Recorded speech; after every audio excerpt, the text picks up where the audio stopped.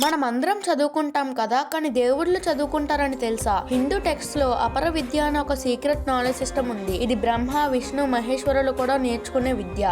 అందరికి తెలిసింది దేవుడు సర్వజ్ఞాని అని, కానీ ఎవరికి తెలియని సీక్రెట్ ఏంటంటే ఈ జ్ఞానం తనతో పుట్టాడు కాదు, అది మెడిటేషన్ ప్లస్ అపర విద్య ద్వారా డెవలప్ చేశారు.